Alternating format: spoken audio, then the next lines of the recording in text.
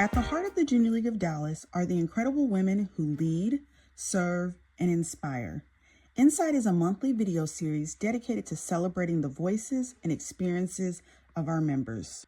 Join us as we take an inside look at the stories that shape our league.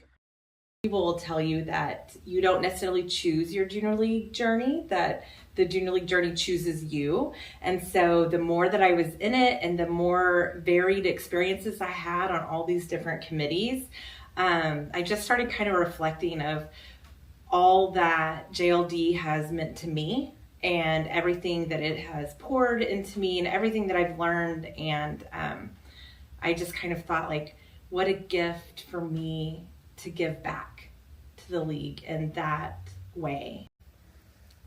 Okay, hello, I'm Alicia, and I'm one of the InSight editors for the 2025-2026 Junior League year, and I'm here with Lauren. She's going to be the 105th president, and this month's InSight, we wanted to do a sort of a woman behind the leadership and her presidency. So my first question for you is just a little more about your background, what you've done in the league, maybe outside of the league, why you wanted to be president, something sort of like that. Sure.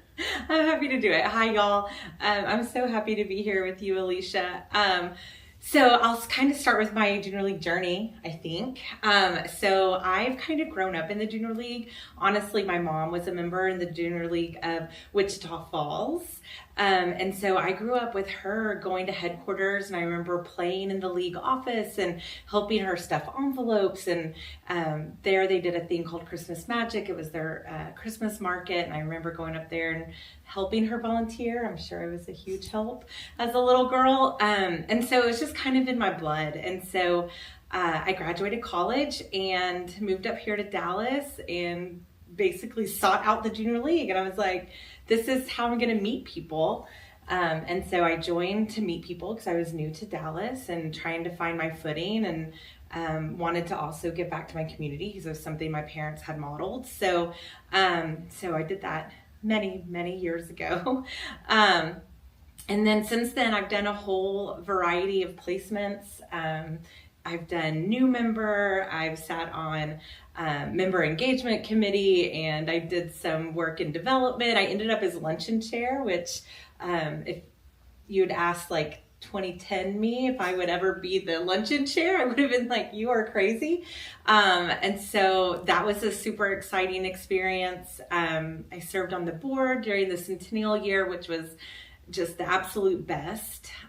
So lots of different things in the league. And then personally, I guess, is that the next question? Okay. I live in Lake Highlands. My husband's name is Steve. He's a Dallas native. Went to school at SMU, so he is a Dallasite through and through. I have two daughters. They are currently 9 and 10. They both have red hair like their dad, so I'm kind of the odd brunette out. But they are super excited about this upcoming year. They think it's going to be really cool to come sit in the president office.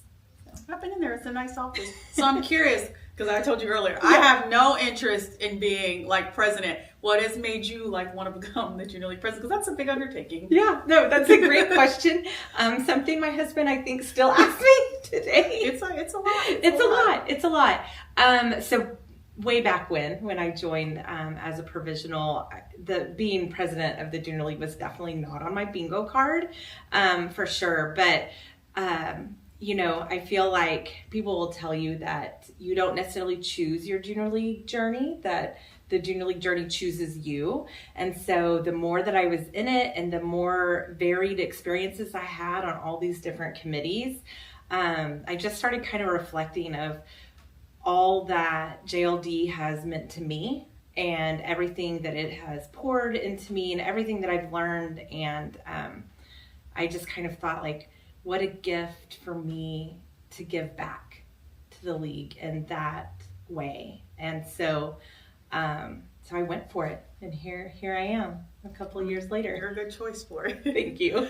And so what do you hope to bring to your presidency next year? Well, I guess technically in June. Yeah. A few more weeks. Yes, I think like 5 weeks. Mm-hmm. Does that sound about right? Yeah. Yes. That is such a good question. So I will say that I have loved everything that the 104th board has done this year.